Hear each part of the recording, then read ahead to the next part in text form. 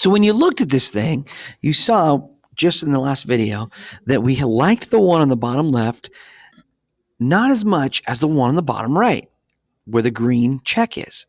And you're thinking, okay, that's because generally our eyes are going to look 40% of the time. We're going to look more into this area right here. Remember, we looked at where our eyes look most of the time, and they're in these corners. And then we drew those lines to create the rule of thirds. Now, here's a great picture example. And in this picture example, here's a gentleman down here with his son or daughter, and they're looking at something on the beach. But they didn't want to focus just on them. They actually framed this thing, and they used the rule of thirds. And it's really interesting how they use this. Check it out. They put their subject in an area where 20% of our eyes look. Here's the focus of it right here. But then they said, okay, there's a difference. There's rocks here, and then there's this bay area. And so what they did is they actually orchestrated it so the bottom third of this picture is just the rocks. Then they created that line there, and then they said the middle third of the picture, we're going to actually just make that bay area. We're going to divide it up. So they made this the bay area. So your brain goes, okay, rocks in the bottom, bay in the middle.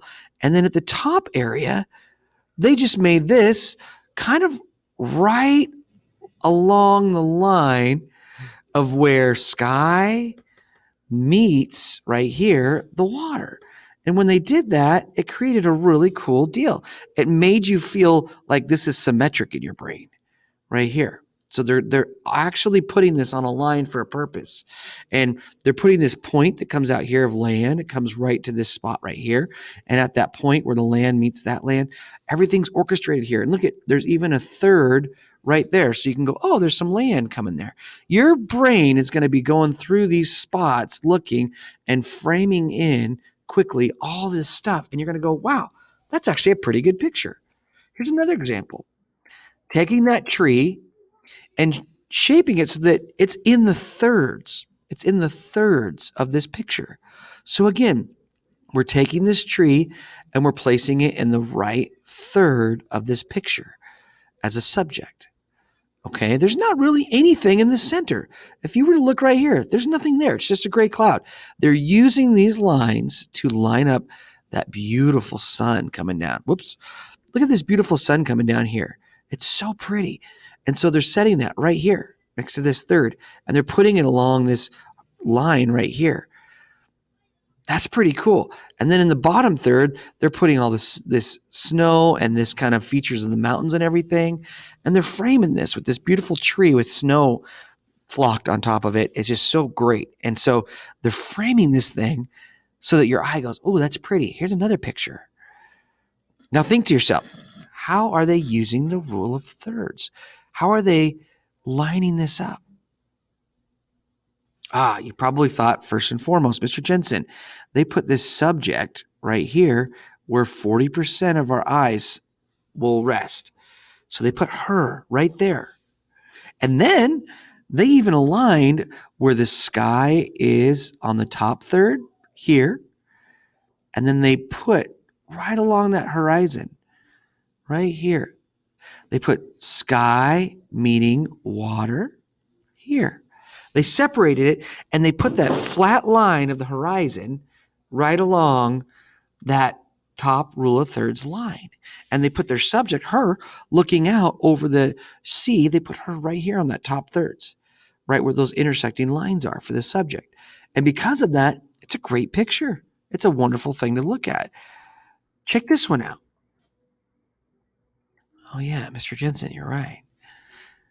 Now, there's a couple of different things in this picture, but we won't go into anything with depth of field yet or anything like that. But just looking at this lines, the photographer put the line right there. They want you to look at her face, the beauty of her eyes. Symmetry is right down her center of her nose to her smile, and her hair looks good. Everything looks nice. And then they faded out the background, which is something that we'll call a little differently called depth of field. But the rule of thirds was taken here with her being the subject and the focus on her. So you see her face as the model. Here's another one. Now this lighthouse is the subject. It's gorgeous. and you love that lighthouse so much because you're sitting there going, wow, it's beautiful. And this picture starts to tell a story. It's looking out over this beautiful rocky coast where it's going to be telling ships, don't come close because there are rocks in this area. And the framing of this is that lighthouse is shaped right on that left third line, and it keeps it symmetrical to it. And then they took this line here on this thirds, and they said, okay, if this is the thirds line, we're going to make sure that this line is matched up nicely with the sky, and you can match it up and see that the distance is the same, so that it's not like it's not sitting off the edge and crooked, because your brain will look at the crooked mark and you go, oh, that picture's crooked. No, they use that line to line everything up so that it looks really smooth in your mind and you can see everything. Here's one with a bee. And the first thing you look at is that head and that eye. And you're like, wow, that is so cool. Well, check out how they took the body of the bee and they actually put it right down the center of that third. It's pretty cool how they symmetrically did that. Then they put the eye right on those intersecting lines. And then they said, okay, we've got a flower here too, but we'll put the flower on the right third. So there's a third with a flower, there's the eye, subject, and head, and then there's another third right here that's got the body right down the center. And then there's really nothing over here. Look at that. There's nothing even here. Even if you went to the middle of this thing, you're just looking at wings. They're using the rule of thirds sections to frame these shots. Here's one of just a cat on a stump. And you're thinking, oh, that looks really cool. It looks like when my iPhone or my Android takes a picture, kind of sometimes if you get the right angle, you'll see the background kind of fades away, which is pretty cool because then it makes that look good. And we call this a depth of field, where the background's starting to get kind of blurry, I guess you could say. And then the front foreground is something that's in focus. It's called a depth of field.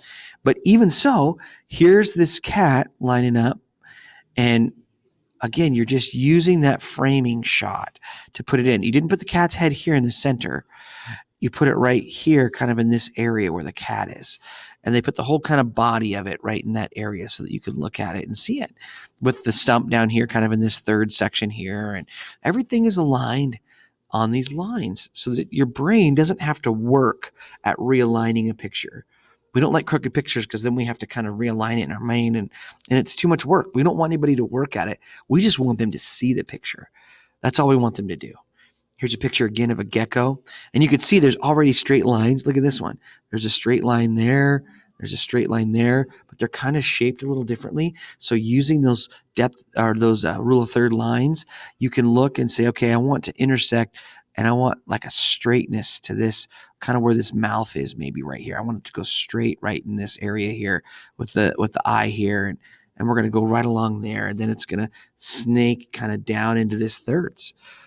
And so they used the body, and they said, okay, I want the body of this gecko to be right down here in these thirds over here. And then I'm going to align it kind of right here at the crosshairs. And that's how they get those rule of thirds. Now, here's a sweet picture of a girl, and you look at this and you go, okay, this is pretty cool. So when you take pictures with people, sometimes you have to work with them. Like this is a little girl where you say, okay, look over, don't say anything. And you get up close, you say, look over really quick on the side there. Do you see the cotton candy? Now, what's fun is you just created a smile because check it out. You just told the kid, hey, without saying anything, do you see the cotton candy? When you're working with taking pictures, sometimes you have to draw people's attention to something that makes them go, ooh. So in this one, they're using the subject, really cute subject, and they're putting that subject again on that rule of thirds line. If I split this into thirds like this, then you're going to see that they set that smile, nose, that face is right there on that rule of thirds line. And you get them to smile and look off the side, and here's that adorable picture again. It's a better picture than if you just put her right in the middle. And look at how fading out the background, it doesn't distract us. It's not the main feature of the picture. So we're going to put her face inside this picture. Your iPhones will do this for you. And it's pretty cool. And you'll say, gosh, why do my pictures look so good on an iPhone? Well, they're already doing this for you so that it's less distracting. Then you as a photographer, you just got to work with getting your subject to maybe smile a little bit, create some personality and story, maybe have them look in a certain direction, and then lining them up again on that rule of thirds, just for the symmetry of it. Here's the picture a student took. And this is perfect because they were at the beach with their aunt and they're like, I'm going to take a picture of my aunt. There's their aunt right there at the beach. And guess what? They did a great job taking a picture. This is just a captured picture. But the sun is behind them, so there's beautiful light on her. They had her smile in the picture. They zoomed in so you could really see her. And then they put, again, that subject on the rule of thirds line. And this is like a picture you would take if you were at the beach. And people would say, oh, man, you take the best pictures. Why is that? Why do you take the big? Well, with my camera, I didn't want them focusing on the waves and the sailboats and all that stuff. I just took a little close-up shot of you. I put you right here on this right third. I put your face right kind of where 20% of the people will, 20% of the time, lock their eyes in. And then obviously there's nothing in the middle of this picture. I mean, she's the subject lined up on that rule of thirds. And pretty soon, I mean, just a regular picture of somebody. I mean, there's nothing special about it. And you get this picture and you go, oh, wow, that's a good picture. Why is that a good picture? Why do I like that picture? Good job taking that picture. And your aunt is going to say to you, why are you such a good photographer? Well, just a couple tricks. Rule of thirds. I'm making it so that when you look at this picture, you don't have to line up anything in your mind. Hollywood does this to us all the time. They don't make us work. I mean, when we see this picture from Star Wars, this is just cinematography. They're framing this thing for us. And when they frame this thing for us, again, if we were to drop this into rule of thirds and draw this thing through, check it out. There's really nothing in the center. They put the majority of the ship here. They put something down in here. They framed everything here. They made sure that this line here would match up to that line and going across so that it's not crooked or anything. And that is how we get these great pictures.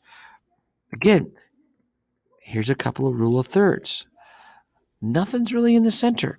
They're working down here, so I put that in the thirds.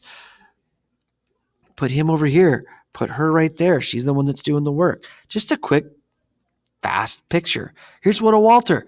I didn't use rule of thirds. In fact, if you look at this picture, you'll notice that I did not use rule of thirds on this picture at all.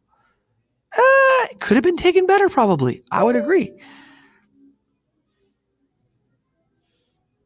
I'll let you decide. We'll stop our video here.